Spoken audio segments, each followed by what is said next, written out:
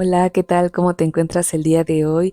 Fíjate que te traigo un tema súper especial porque te voy a hablar de la historia del Día de Muertos en México. ¿Y tú sabías que esta fecha proviene desde el año 609 y que viene desde Roma? Bueno, así es. En el año 609, el Papa Bonifacio IV instituyó este día, le llamó Día de Todos los Santos, para poder honrar a los protectores de la Iglesia Católica y para combatir el paganismo. Esto se llevaba a cabo en el Panteón Romano o conocido como Agripa, pero la fecha en la que se festejaba era el 13 de mayo, no era en noviembre, y tenía el objetivo de que se rezara para que las almas que estuvieran en purgatorio pues pudieran limpiar sus pecados y así obtener una salvación. Pero esta fecha era complicada porque en esos momentos se llevaba a cabo las labores agrícolas. Entonces, como estaban en labores agrícolas, no tenían suficiente abastecimiento de comida para todos los peregrinos que llegaban pues a rezar en esta fecha, en mayo. Entonces, pues era complejo atenderles. Es como cuando tú ves una procesión o los peregrinos, pues sabes que requiere muchísima organización. Y entonces, pues no se tenía así como tal. Y el Papa Gregorio después decidió cambiarlas y pasarlas para noviembre. Porque en noviembre pues ya había cosecha, ya habían recogido todo lo que tenían de víveres y ya se podía atender mejor a los peregrinos, pero no tenía una fecha como tal específica. Fue hasta el año de 835 cuando el Papa Peregrino IV fijó como el 1 de noviembre ya como el día, digamos, oficial de todos los santos. Y esta festividad pues era para honrar a la iglesia, para pedir por las ánimas del purgatorio, pero también era para combatir el paganismo de aquella época.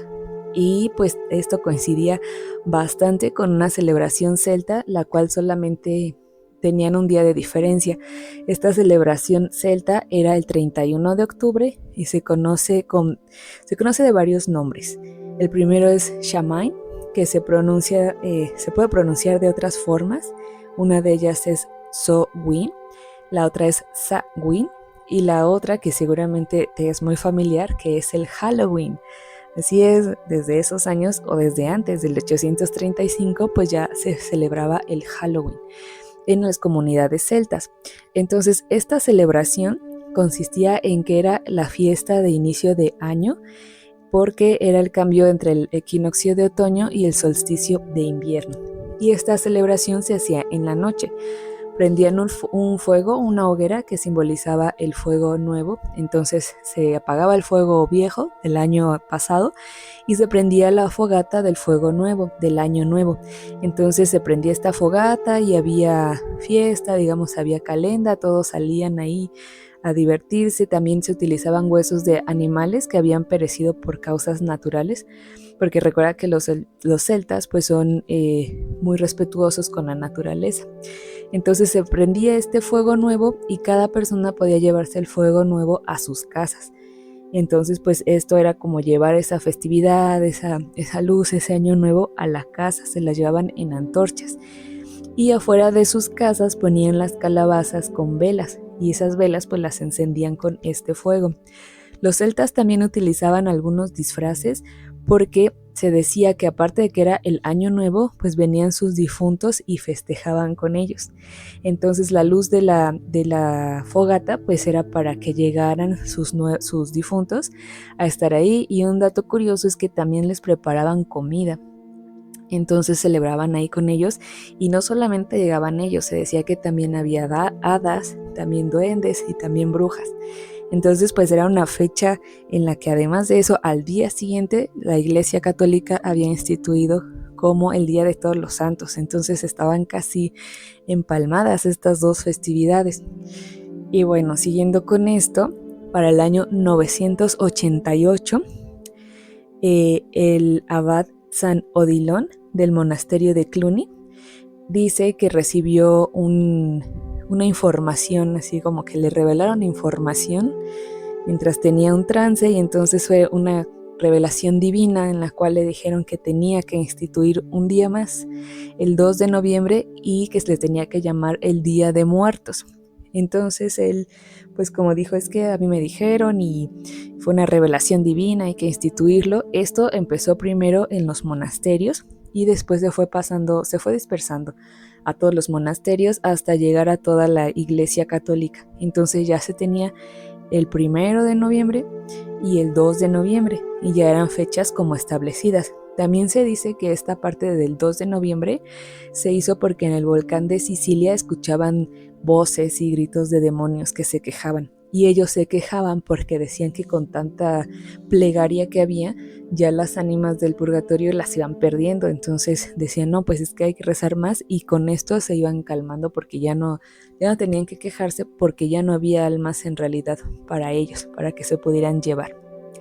Entonces así es como aparece el 1 y 2 de noviembre en esta parte de Día de Muertos allá en el continente europeo. Y después, pasando ya al continente americano, en el siglo XVI es cuando llega a la Nueva España esta festividad del 1 y 2 y se celebra primero en las iglesias que fundaron los franciscanos, que como sabes pues fueron una de las principales órdenes que estuvo en México y en varias partes de América. Entonces esta celebración se dio primero en Texcoco, que es el Estado de México, en Tlaxcala y en el Convento Grande de San Francisco, que se ubica en la Ciudad de México. Estos fueron los lugares donde se celebró primero como se venía haciendo de esa manera. En esos momentos en Europa se quiso traer para acá. Pero pues como sabes, en la Nueva España pues existían diferentes pueblos que cada uno tenía su cultura distinta. Entonces pues se decía que los frailes decían que las personas de aquí, las personas originarias, adulteraban la costumbre de la iglesia y que no era la manera de conmemorar a los fieles difuntos, porque recuerda que era un día para orar, o sea, iban a la iglesia, pero era para rezar. En cambio acá, pues en esta parte de querer imponer esta religión, pues querían que todo fuera igualito, pero pues no se puede porque aquí ya teníamos nuestra propia cultura. Entonces las personas de aquí empezaban a hacer altares, ofrendas en sus casas. Altares porque ponían algo significativo de la persona y ofrendas porque también les ponían ahí comida. Hacían comida y después se iban a visitarse entre vecinos, entre barrios, y a repartir esa comida y a comérsela entre todos. Entonces pues esto no tenía que ver con ir a la iglesia y aparte lo hacían de noche. Entonces pues los frailes quisieron acabar con esto, pero no pudieron. O sea, y si ves hasta la fecha, pues todavía sigue algo de eso, va cambiando, va adaptándose. Entonces aquí hay discrepancia, hay quienes dicen que todavía persiste algo de esa cultura que estaba en México, y hay quienes dicen que no. Esto porque específicamente para los mexicas, porque México pues no era México. México es hasta que ya legalmente se hace como México y tiene pues muchas culturas, muchos pueblos. Entonces, hablando específicamente de los mexicas, pues tenían, digámoslo así, 4 lugares a donde tu alma puede ir cuando falleces. Esto depende de la manera en que falleces. Es decir, no era como en la religión católica que te decían es cielo, infierno y bueno, en ese momento que decían el purgatorio. Entonces, aquí había 4 lugares a los que podías ir. Entonces se hacían 4 celebraciones a lo largo del año, en las veintenas, y aquí eran 4 celebraciones anuales que tenían que ver con la muerte. Es decir, aquí se celebraba, por así decirlo, a las personas que habían fallecido de tal manera en un mes, de otra manera en otro mes, y así. Entonces no era como que todos parejos, como el 1 y 2, o sea, no, eran diferentes. Aquí, por ejemplo, estaba la fiesta de los pequeños muertos y la fiesta de los muertos grandes. Esta se hacía en agosto y septiembre y eran las personas que se iban cuando morían en alguna batalla, iban a la Casa del Sol con Huitzilopochtli.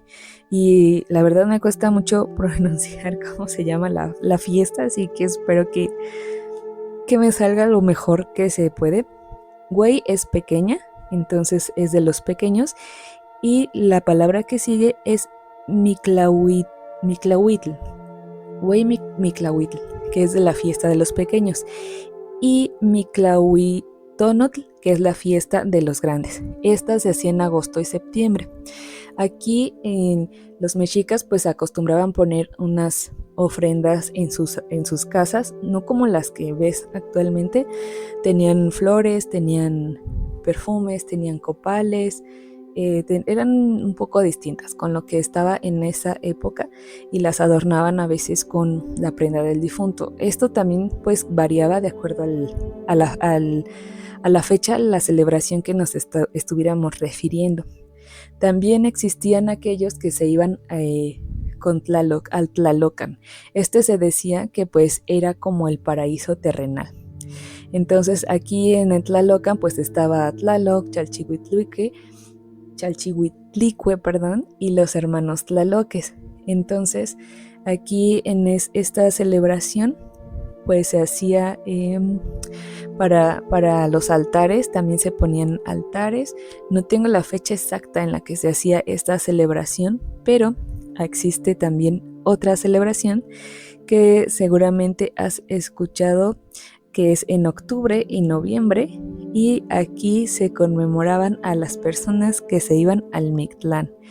Por eso es que a veces cuando es 1 y 2 de noviembre, pues se dice, pues es que vas al Mictlán, pero no todos iban al Mictlán. Al Mictlán iban las personas que morían por causas naturales o personas ya mayores, y también por alguna enfermedad. Entonces, si tú perecías de alguna de esas maneras, pues tu destino era el llegar al Mictlán. Hay un capítulo destinado al Mictlán para que escuches que no era exactamente como decían, como se dice más bien la mayor parte, y que tampoco es el sitio final de que ya todos vamos al Mictlán y fin, se acabó. No, esa era la interpretación que daban las personas que llegaron desde fuera. Entonces hay que empezar a verlo con otros ojos, con ojos diferentes. Y por último también existe otro lugar al que podía ir el alma, que era al Tititl. Entonces aquí en el Tititl era en invierno, para conmemorar el fin del año del ciclo solar, y aquí era donde más se ponían estas ofrendas que te comento. Se utilizaban también perfumes, inciensos, algo que era como dibujos o cosas similares a lo que ponemos ahora en algunos altares. Pero aquí es donde entra la discrepancia de que esto ya no es como una mezcla, porque no hacemos esas 4 celebraciones. No se hace en realidad ninguna, y se recuerda más al Mictlán porque, igual que la celebración celta de Halloween, pues se empalma, digamos, también un poco con las fechas que sugirieron el abad y los papas. Entonces aquí se coinciden mucho en estas fechas. Aquí los pobladores de esa época no decían como tal que regresaran los muertos, sino era una manera de honrarlos, porque sabían que ya no estaban aquí y que ya tenían otras formas, que ya no tenían ese cuerpo pesado, el cuerpo físico, sino nada más la parte sutil. Y esto pues cambiaba de acuerdo al lugar en el que estabas, conforme a lo que sucedió cuando perecían. Y en cada lugar pues también era como, no exactamente arreglar las cuentas o pagarlas, pero limpiar tu alma de lo que habías pasado, de ese camino. Entonces pues estas celebraciones ya actualmente no se dan, pero sí se conmemora un poco más este recuerdo del Mictlán o de cómo llegar ahí. Entonces, bueno, continuando con el 1 y 2 de noviembre, también te cuento que como decíamos que se veneraban a las personas que estaban para proteger la iglesia, y a las personas que estaban también en las ánimas del purgatorio, estos protectores de la iglesia a los que también se les rezaba, pues la iglesia anteriormente, no sé si ahora, tenía como tal algunas reliquias. Me parece que en algunas iglesias todavía se conservan algunas reliquias. Las reliquias pueden ser osamentas generalmente, pero puede ser algún pedazo de tela, de una camisa, de algún objeto representativo, no como tal así de un valor que digas, es que vale mucho porque es de oro, no, sino un valor significativo de una persona que fue muy especial. Entonces algunas de las reliquias que se conservaban pues eran partes óseas y a estas reliquias se les rezaba en estos días. Esto era especialmente en algunas partes de España y de Italia. Y estas reliquias, que son los huesos, pues imagínate, no te imagines, recuerda si estás en México, que en los días de Día de Muertos aquí se hace comida en forma de huesitos, en forma de huesos, de cráneos, pues allá en España, en los reinos de León, de Aragón y de Castilla, también se hacía esto y se les llamaba huesos de santos y eran elaborados con miel. Y generalmente eran figuritas en forma de cráneo o de huesito. Y en Italia también se hacían representaciones, estas se hacían con pasta de almendra y con frutas. Y estas representaciones también, aparte de eso, pues eran figuritas en forma de frutas y de animales y se llamaban frutti dei morti. Entonces cuando la gente podía comprarlas y consumirlas, primero iba a la iglesia para que las bendicieran y luego las ponía en una mesa. No sé si ponían como tal una ofrenda porque pues no era como tal la tradición, pero se iban a bendecir y ya se llevaban a la casa. Entonces, esto no llegó así como tal a México, pero sí se empezó a hacer. Esto empezaron a hacerlo las monjas de Santa Clara y San Lorenzo, y únicamente la clase alta tenía derecho a comerlo o podía comerlo. Después de esto pues ya se fue dando en todos los lugares y actualmente pues los podemos consumir y se les conoce como alfeñiques.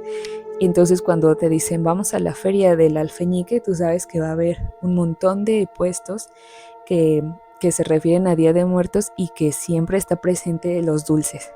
Principalmente son las calaveritas, que son cráneos, que son de azúcar, que son de chocolate, también hay de tamarindo, hay de amaranto y también hay, aparte de eso, pues figuritas de los oficios, hay frutas, hay animales, hay de estas formas diferentes y todo se puede comer. Eso hace como esta alusión a las reliquias de aquellos tiempos. Desde ahí viene esta parte. Y bueno, aquí ya era como que esto en 1930 más o menos. Y aquí pues como ves ya se había relajado un poco más el asunto de que no era como los frailes querían así exactamente igual, o sea, ya la misma cultura iba evolucionando en varias partes.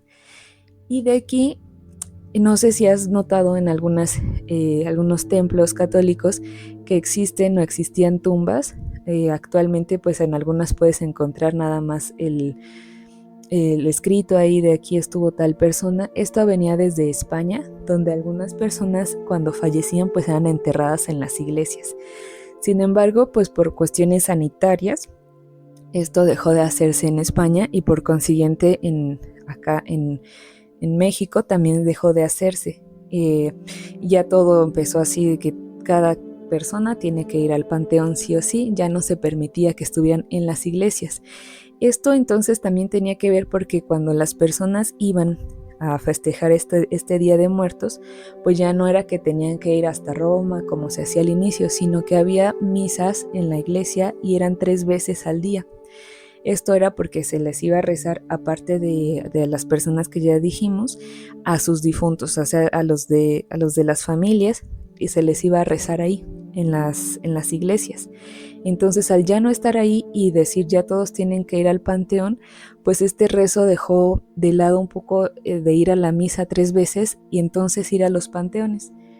Entonces empezó a ir a los panteones y ya especialmente en México a tener esta tradición de ir a los panteones y dejarles ahí la ofrenda. Entonces ya también se empezó a hacer esta parte de calendas, de salir en la noche a arreglar el panteón, a comer con los vecinos que están ahí en la tumba de las personas que vas a visitar. Y esto se empezó a hacer cada vez más llevadero. se llevó también a cabo que para las casas ya empezaban a llevarse esta celebración. Es decir, que además de poner todo en el panteón, de ir a rezar, porque se empezó primero como en los panteones, después de eso también se empezó a llevar a las casas. Entonces en las casas ya se ponían los altares y ahí se ponía también comida, se ponían tamales, se ponían las ofrendas, las calabazas cocidas y a medianoche se hacía la cena, porque a medianoche es cuando se cena con los difuntos, con las personas que vienen a visitarnos. Entonces esto se parece más un poco a esa celebración celta, pero pues la hace de manera muy especial en cada casa, en cada hogar es diferente. Y bueno, esto también se relaciona un poco con la parte prehispánica en donde se adornaban con flores, con incienso, con alimentos, porque eso pues sí persiste todavía en la actualidad. Y así como existe eso, pues también podemos ver las diferentes flores.